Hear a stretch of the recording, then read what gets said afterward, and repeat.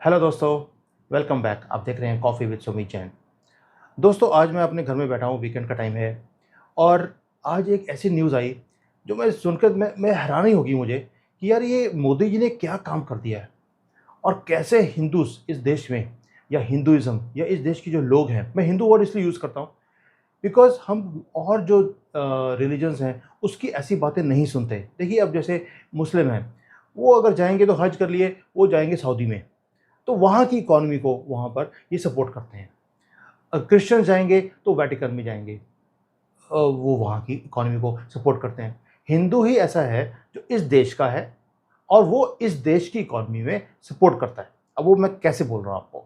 एक अभी न्यूज़ आई और उसमें था कि हमें पता है कि जैसे गोवा है, गोवा एक टूरिज़्म स्पॉट है और लाखों लोग, करोड़ों लोग वहाँ पर टूरिज़्म के लिए जाते हैं। ये हमें सबको पता है। लेकिन आपको हैरानी होगी कि लास्ट ईयर सिर्फ 85 टू 1 करोड़ लोग गोवा में घूमने गए। तो ये तो हो गए नंबर। अब हिंदूज़ ने इसमें कंट्रीब्यूट कैसे किया? आपको मालूम है अभी मोदी जी ने जो वाराणसी में जो हमारा वो बनाया है, कॉरिडोर्स बनाने शुरू कर दिए।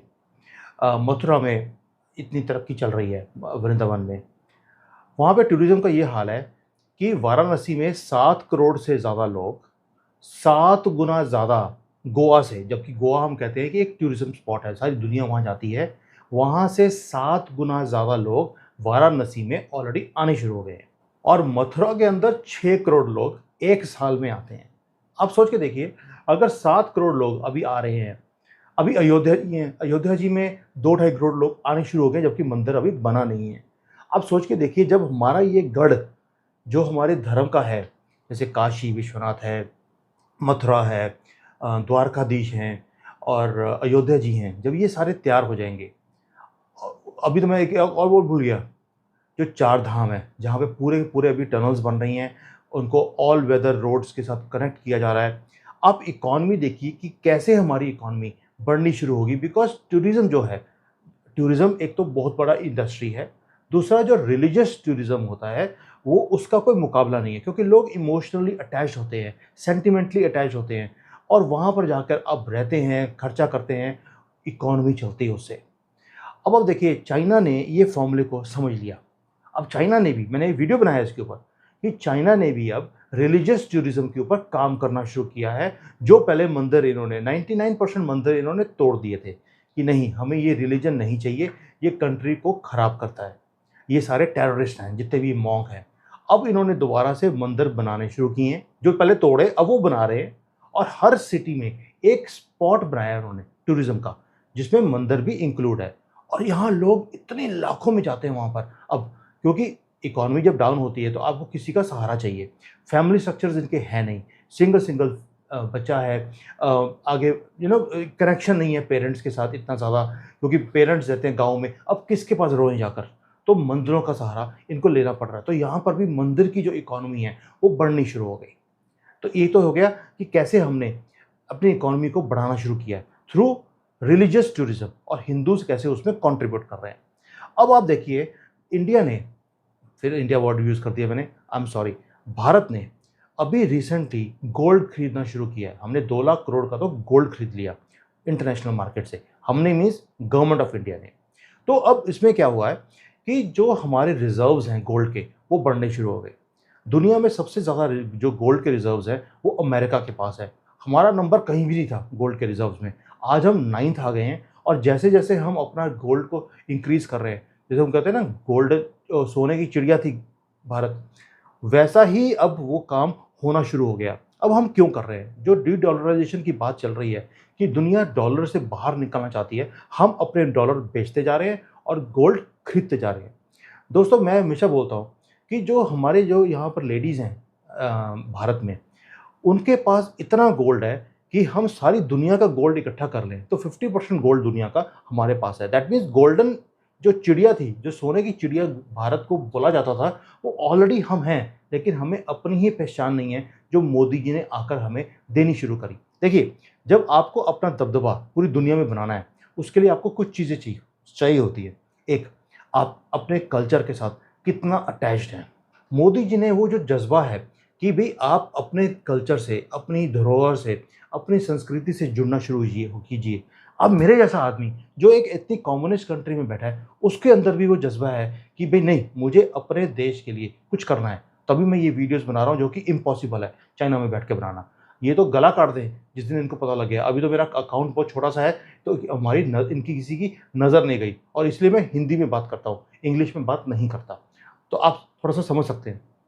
दूसरा, अब हम देखिए कि एक दबदबा बनाने के लिए अब क्या चीज़ चाहिए होती है? एक होती है इकोनॉमी, जो हमने अब टूरिज़्म और जैसे हमारी जीडीपी बढ़ रही है, दुनिया बोलती है कि हम 2027 में हम थर्ड लार्जेस्ट इकोनॉमी बन जाएँगे, गलत बोलते हैं।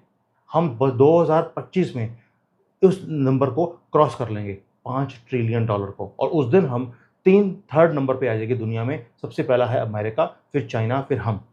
अब आप देखिए, अमेरिका डाउन जा रहा है, चाइना डाउन जा रहा है, यूरोप डाउन है, जर्मनी जो सबसे बड़ी इकोनॉमी थी वहाँ पर, जो उनका गढ़ था यूरोप का, उसका पीएमआई कल 38.8 है। जब 50 से नीचे आ जाए, दैट मीन्स आपकी मैन्युफैक्चरिंग बैठ गई है। अब आप उसको उठाना बहुत मुश्किल है, और ये 38.8 तब आई है जब इन्होंने इतने वहाँ पर स्टिमुलस दिए हैं, इतने सब्सिडीज़ दिए हैं, इतना सपोर्ट दिया इंडस्ट्री को, उसके बाद 38.8 है। और यहाँ पर ये हाल है कि जो रफ्तार है, जिससे चंद्रयान का रॉकेट उड़ा था, उस रफ्तार से भारत अब आगे चल रहा है। अब आपको खुशी नहीं होगी चीज़ों को देखकर? आप सोच के देखिए, आप भारत में बैठे हैं, आपको खुशी होती होगी। मैं भारत से बाहर बैठा हूँ, तो भी मैं यहाँ पे इतना इतना करता हूँ, फ़ील करता हूँ कि भई ये चीज़ थी जो मैं देखना चाहता था। और हिंदुओं, आप जिस दिन इकट्ठे हो गए ना, उस दिन आप भारत को वहीं ले जाओगे जहाँ पर ये डिज़र्व करता है, विश्व गुरु। और ये आप कर सकते हो और कोई नहीं करेगा। बाकी सबको अपने-अपना एजेंडाज़ की पड़ी है। आप ही हो जिसका देश है ये, और आप जिस दिन इकट्ठे हो गए, उस दिन मैं बता रहा हूँ, आप दुनिया को अपनी उँगलियों पे नचाओगे।